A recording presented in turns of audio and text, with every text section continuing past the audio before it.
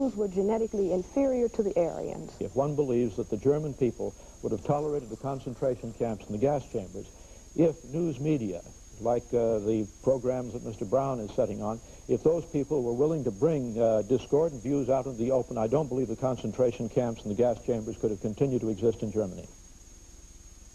Back in the 70s, a man named Dr. William Shockley, a noted scientist, embarked upon the mission of proving to the world that black people are genetically inferior, without, I might add, the benefit of any formal background in genetics. He became front-page news and won headlines with his controversial views. On campus after campus, unrest followed his every visit. My position then and now is that if a supremacist cannot be rationally debated, perhaps he has a point. After the debate you're now going to see, Dr. Shockley went back into oblivion. I don't claim that the 1973 interview did it alone, but I am of the opinion that it helped. I'm Tony Brown. In a moment, Racial Superiority with Dr. William Shockley. Tony Brown's Journal is brought to you by Pepsi and its bottlers. This program is part of Pepsi-Cola's continuing support of your community's cultural, educational, and business interests. We have two very prominent educators, scholars on Black Journal tonight, and we feel that it is important to defend the First Amendment rights of all Americans. Dr. William Shockley, one of our guests, has had quite a difficult time speaking at some universities, and particularly some black college students do not agree with his theories. On Black Journal, we feel that Dr. Shockley's rights in the First Amendment area are parallel to black people's rights. That is, that Dr. Shockley must have a platform for his views if black people are to have a platform for their views. Dr. FrancesCressWelsing, on the other side, has difficulty in expressing her views on legitimate mass media outlets because many whites do not agree with her theory of genetics. Now let's find out what the controversy is about. Dr. Shockley, please give us the benefit, basically, of what your theory is. My principal point, Mr. Brown, is not so much a theory of black-white differences, but is summed up in one word, which is the theme of my appearance on your program and my efforts, and the word is dysgenics. And dysgenics means effectively downbreeding, retrogressive evolution. And I fear that this is worst for the black community, and I particularly welcome an opportunity to appear on Black Journal just for these reasons. And let me say also that when I first met Dr. Welsing, it was not black students who were disrupting, but white students. And Dr. Welsing made a very sincere and I thought extremely effective effort, a well-planned effort. It was not effective with these white students at Staten Island Community College, so I would have a chance to speak. In fact, I think they prevented her from saying what she wanted to say when she was trying to gain me a platform. So my main theme is that we have problems that we should face and we should look at connected with dysgenics, and I welcome any opportunity I have to bring this out so that people can look at it and worry about it. Dr. Shockley, you are accused of having a theory that is a white racist theory. How do you respond to that? Well, I respond to that by saying that I've considered whether or not I am a racist. Racist is an epithet that used to damage my self-esteem, but it doesn't anymore. I feel it's untrue. If you look in the dictionary as to what racist means, it means emotional feelings, irrational feelings associated with fear and hate. If I really had those, I don't think I would be here this evening. I feel that what I'm engaged in is a demand for diagnosis, and I'd like to say some more about this chart, which we'll come to probably later, which shows the disproportionate rates of reproduction for the least effective elements of the black community. I'd like to say more about that than we should in just this brief introduction. But I think there is another word that better describes what I'm involved in, and that word is raceology, which means a scientific analysis of racial differences. And I basically have a faith that reason is a good thing, and I feel, as you do about the First Amendment, but maybe with a slightly different emphasis. I think the really important thing about the First Amendment is it is a way of guaranteeing a high likelihood that truth will emerge as a result of conflicting ideas being expressed, and I have a thesis and a basic belief that truth is a good thing and will be of benefit to man. Thank you. Dr. FrancesCressWelsing, give us the benefit of your theory, please. Well, my theory was, I wrote the paper in 1969. I wrote a paper called The Cress Theory of Color Confrontation and Racism. And the sole reason behind writing that paper was an attempt to understand the behavior of white people in relationship to all people of color, every place in the world, black, brown, red, and yellow people. And the paper was presented to the Americans at the National Medical Association, the section on psychiatry, in neurology, because back in 1969, the Black Caucus in the American Psychiatric Association, we had said that racism, and when we talk about racism, we're talking about the white supremacy behavior of white people, that racism was the #1 mental health problem in the nation, and it was the #1 cause of other mental health problems. And I wanted to understand what this thing of racism really is all about, because it's it is the thing that has caused woe and misery and suffering for the vast majority of the people on this planet that are classified as non-white.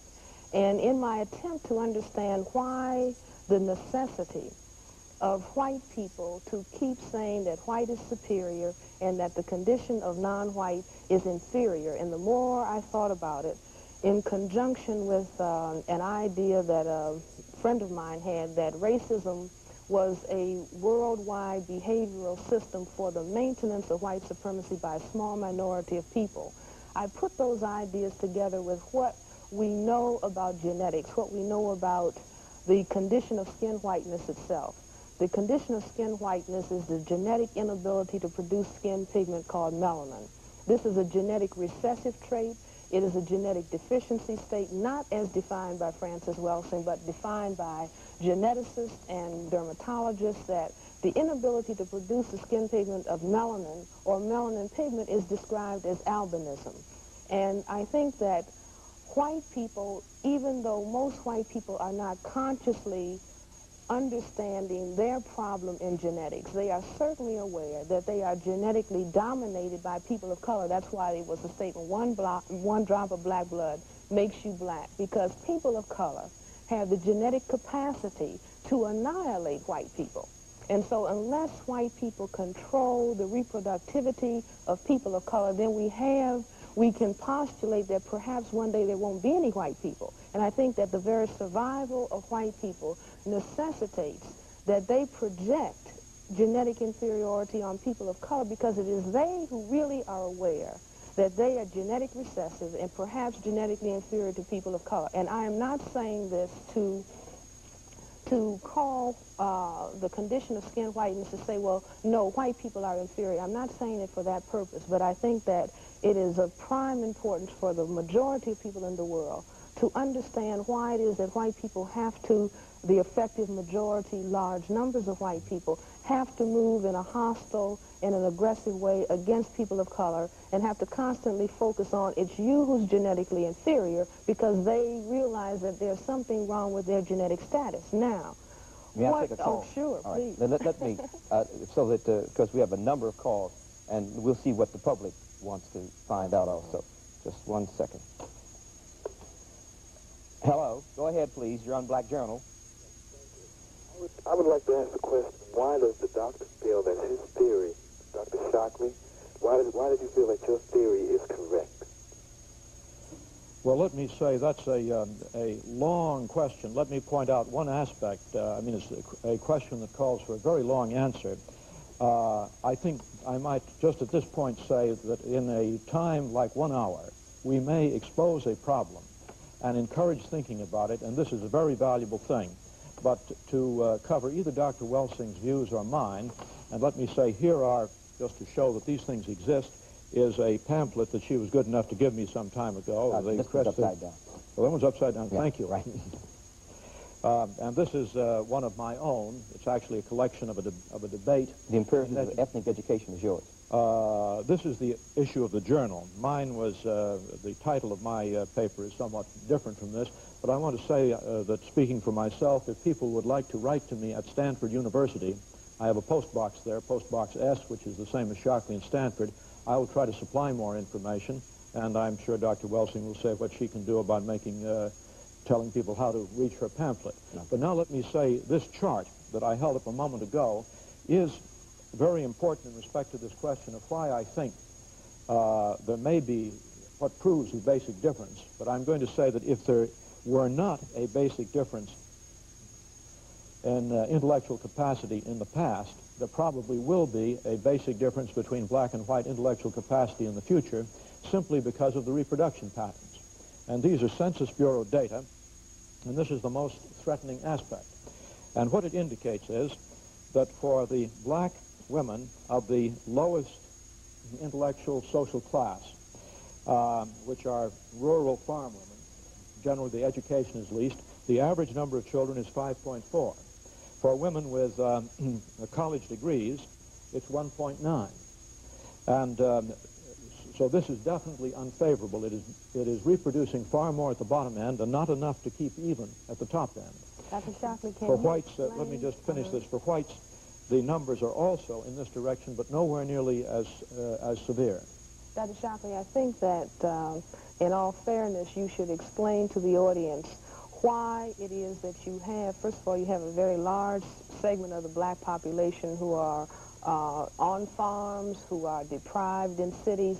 Why don't you explain at the time that you're showing this, who is keeping black people in a situation like they're in? I mean, it could be, you could turn it around the other way, where you could have very large numbers of black people who are exposed to educational opportunities like white people, who are exposed to housing, who are exposed to health facilities. Why don't you explain that at the same time that you put figures like that? I'm sure you would explain it, No, but I Dr. think Welsing, it's important but in one must say answering- first things first. Mm-hmm. And you've raised the basic question there, and that is whether the disadvantages are primarily a lack of opportunity or whether they are primarily a basic genetic difference. And let me mention one thing, which is that in certain areas there is no doubt about black superiority. Blacks are superior in visual acuity, and they're superior in a systematic way. Now, I don't expect that people will understand the details of this, but I simply want to show that quantitative work can be done. This happens to be a research job of my own, and what it shows, because these points that you see here lie on a line, which is not the central line, but they lie systematically on a line. What it says is that so far as visual acuity is concerned, blacks are systematically better than whites. It's as if their bell-shaped curve, their distribution curve, were pushed upwards compared to whites for visual acuity, or at least for the avoidance of bad eyesight, such that if the same shift occurred for IQ, it would mean that the average IQ distribution would be up by 9 points rather than down by about 15 points, which is the typical average. Dr. Shockley, visual acuity is probably something that the system of white supremacy has not necessarily seen the need to affect the environment that black people are in so that it will alter the fact that they have visual acuity that is superior to whites. The fact of visual acuity is not attacked in the same way as educational opportunity and job performance is attacked. And I think that it's evidence for a genetic difference, in well, my you see what opinion. I'm saying? There might be many, many more genetic differences where people of color appear superior. If I may, we have a number of people, and we'd like to get to as many as possible. If you could make your answers, not to compromise your explanation, but if you could make your answers as succinct, I would appreciate it, because we'd like to involve the public as much as we can. One moment, please. You're on Black Journal. Go ahead, please. Yes, I was wondering if Dr. Shockley could explain the basic difference between the course he is taking in explaining white supremacy and the course that Hitler took during the Nazism reign. Thank you. Well, there are enormous differences. In fact, the lesson to be learned from Nazi history is frequently very misunderstood. And it is a lesson which Mr. Brown has told us about earlier. It's the First Amendment. It's not that eugenics is intolerable. Actually, the eugenic programs, which are the opposite of dysgenics, eugenic programs are not inconceivable. They're not inhumane. Denmark has been carrying out programs with strong eugenic implications for maybe 30 years. And it's important to note that since World War II, Denmark's per capita homicide rate dropped and is now approximately 1/20th. That is, the number of deaths, probability of being killed in a year by a violent homicide, is roughly the order of 100 times less for young Danes than it is for young American blacks. Now, but the lesson, let me say, the lesson of Nazi history we have in this country, and it will protect us. It's just the thing that makes this program possible.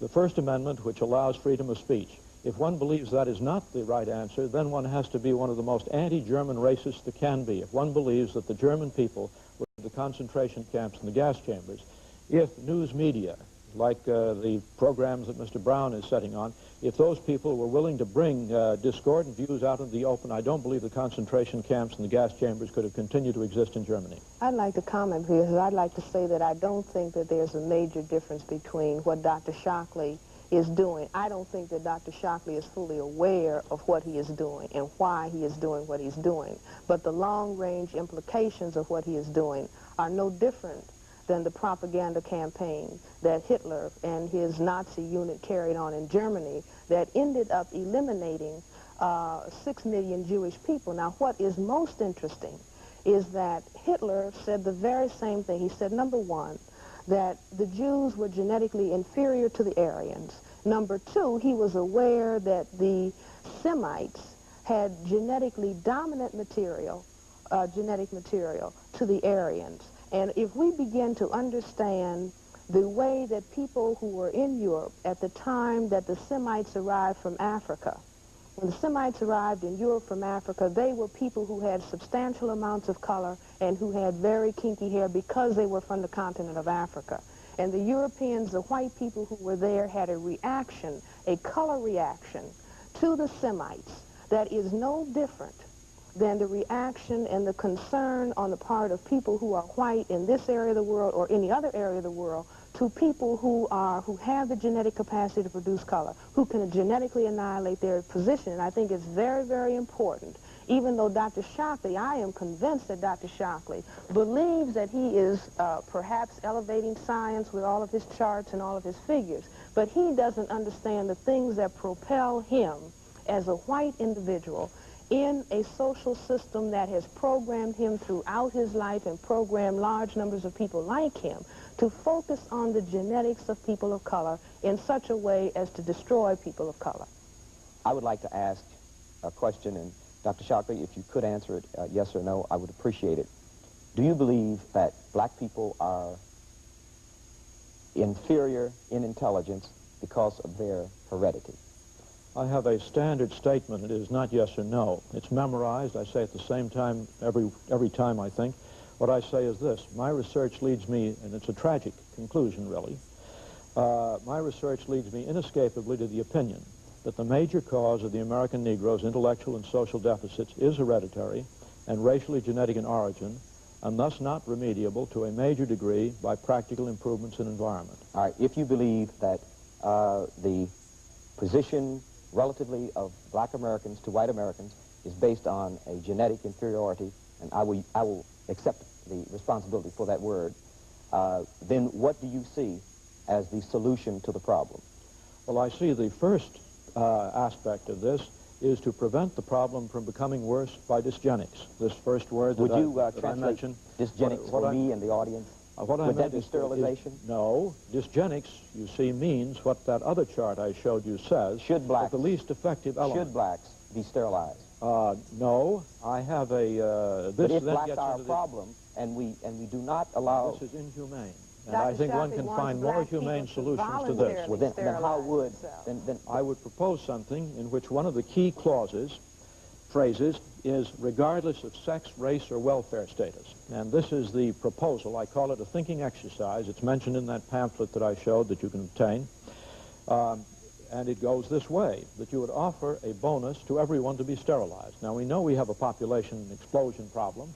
We know that in India, that bonuses in the form of transistor radios are offered to people. Would this bonus be directed to black people specifically, more than white? Mr. Brown, what did I say just a moment ago? I said, regardless of sex, race, or welfare status. Now, there is a group... That's what I say. There is a group of white people to whom this offer should be made also. Absolutely. Now, the offer is based upon the best estimates, best scientific estimates that one can have of any genetically carried disabilities. Now, there is some, I think, that any humane person would have no doubt about. And Dr. Welsing talked about dominant and recessive genes. I want to point out that sometimes a dominant gene can be a very bad thing, and it is a very bad thing for a neurological disease called Huntington's chorea, which is something like multiple sclerosis. Which is more prominent in white people than black people. That is correct. And I think that one should offer a large bonus for anyone who might be potentially carrying Huntington's chorea. Dr. Shockley, Beyond this, it goes on with some other factors in this, but Dr. Welsing wishes to speak. Are you aware that white people have more genetic diseases that affect their nervous system than people of color than black people? I wouldn't be at all surprised. And I think now, blacks apparently have higher heart problems. Would you suggest that all of these white people who are carrying these defective genes, you know, whose families may carry these defective genes, that they be examined and it would be suggested to them that they be sterilized? Would you suggest this? Yes, I think I would, probably, in general. Go ahead. You're on Black Journal, please. What we know about ancient black civilizations, how can American blacks suddenly be genetically regressive? Thank you. Let me just say this. What is very interesting is in the study of biology, biologists who have studied evolution, one of the very interesting things that they say is that the more functional skin pigment cells in the animal kingdom, the higher you are on the scale of phylogenetic ascension. In other words, nature in the course of evolution went to its highest state when it produced a cell that could produce pigment, and that we were sliding backwards. The mutation to albinism is a step backwards in the scale of evolution. Are you aware of that, Dr. Shockley? No, I'm not aware of that particular one. I am aware of another basic genetic difference, and that is that the rate of maturation of a neurological system gets longer and longer the more advanced the animal is. And that is one of the items on the racial difference, that the neurological development of blacks is faster than whites. Black babies walk on the average a month earlier than white babies. And the period of black gestation... people are much more creative also than white. Dr. Shockley, correct me if I'm incorrect. Didn't the Giselle schedule, which tested the intelligence of children, make a correlative between intelligence and walking early? Yes. And I would think it probably would have been negative. No, it was not. It was positive. Well, the motor skills on the Giselle schedule indicated that earlier precocious walking children, there was a correlation between that and high intelligence. This may be true. It might be true within a group. I'm not sure of that. Well, maybe I know that there is a correlation in terms of things earlier than walking. At the 6-month stage, Nancy Bailey at Berkeley has established that white children who come from the most advanced families and who later, when they become older, are out at the top. At the first 6 months, they are relatively retarded compared to children who are from families of less accomplishment and who don't go as far. But so there are a number of these things certainly to be brought in. Right. But this Giselle schedule is a very authentic, accepted, institutional psychological experiment. And so is the Nancy Bailey early test. I'd like to take another caller. You're on Black Journal. Go ahead, please. Hello. This question is addressed to Dr. Welsing. First, I would like to say that Mr. Brown and Dr. Welsing disprove immediately Dr. Shockley's concept, because here we have two highly intelligent, gifted people.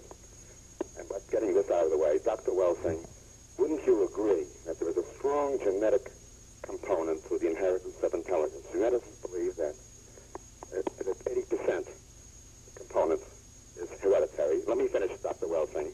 And then also, I think the association of skin color with intelligence is an erroneous concept. And I want your views on this. Isn't it true that the historic fate of black people, the tragic deprivation, the conditions under which they were raised, any people raised under these conditions would have an hereditary, evolutionary background, which could lead to poor capacity to generalize, to conceptualize, to be creative in the form field of ideas, and develop other excellent attributes. Now, this is not a racist idea. This could happen to any group who has a tragic history of the black people. Thank you. No, I do not feel that there's any evidence to suggest that 80% of the ability to come to terms with your environment, that has to do with heredity. I think that much of it has to do with the environmental opportunity that the genetic material is exposed to.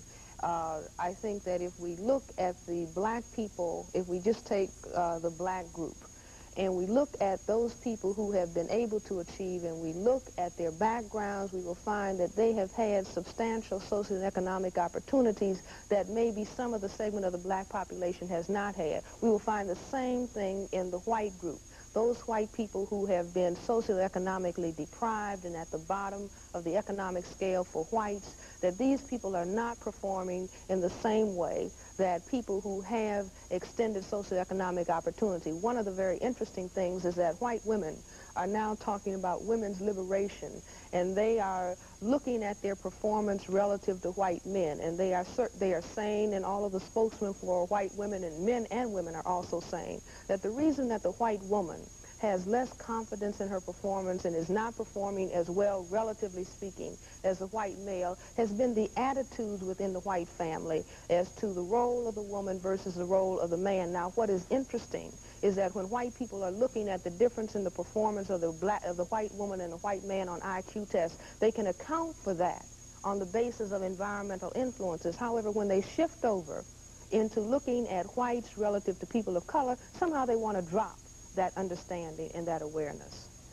It's been interesting, to say the least. I'm happy you had your say, Dr. Shockley, and Dr. Welsing. I'm happy you had yours, and thank you for being on Black Journal.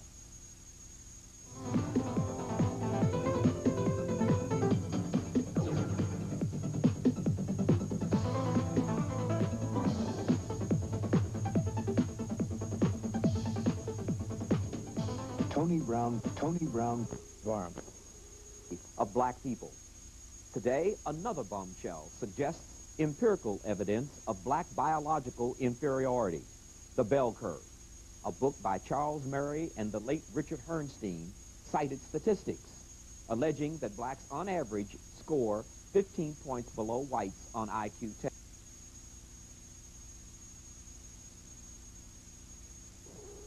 Of black people. Today, another bombshell suggests empirical evidence of black biological inferiority, The Bell Curve. A book by Charles Murray and the late Richard Herrnstein cited statistics alleging that blacks on average score 15 points below whites on IQ tests. They compared averages, not individuals, the authors asserted.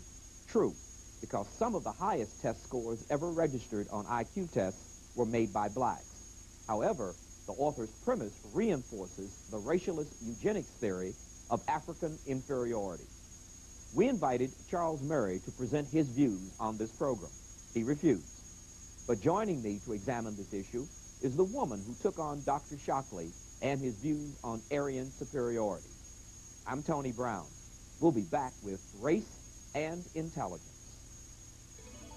Tony Brown's Journal is brought to you by Pepsi and its bottlers. This program is a part of Pepsi-Cola's continuing support of your community's cultural, educational, and business interests. My guest is Dr. FrancesCressWelsing, a psychiatrist and author of ISIS Papers, The Keys to the Colors. Dr. Welsing, welcome back to our series. After 20 years. I'd like to say that Dr. Shockley's premise is as vivid today and as alive as it was when we did that program in 1973. Precisely. And his premise seems to be the father of Charles Murray's the Bell Curve. Do you agree with that?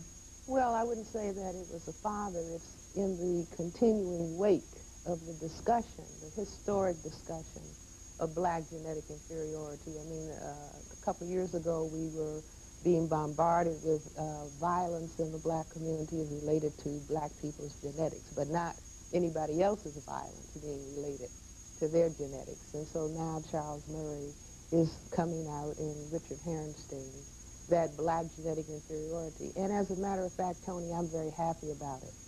The reason being is that 24 years ago, in my paper, The Crest Theory of Color Confrontation and Racism, White Supremacy, I said that the population that classifies itself as white has to continue to focus on color, genetics, sex, and numbers. And so 24 years after having made that statement, here we go again. So I'm not at all surprised, and I'm glad to have the crest theory again validated. Now, in both Dr. Shockley's conclusion and in the bell curve's conclusion is the conclusion that blacks are uneducable and that public policy needs to be shaped to understand, to conform with the, quote, fact that no amount of money is going to rehabilitate, or whichever you choose, black people in this country. Are you wearing makeup? Yes, I have makeup on, but I think that you do have to acknowledge that the whole sun tanning industry and the makeup is because it is white people who are saying that they don't like their color. In Africa, people had all different color, you know, makeup on. Over here. Do you see? But they were not saying they didn't like black. Over here, Doctor. Excuse me. Earlier in the show, when Phil said, "Is there racism?" Yeah. The audience was very quiet, and he said, "Come on, we know it's there." When the woman gets up and admits that she's a racist, so you're damned if you do. Services provided and promotional fees paid by the father. How will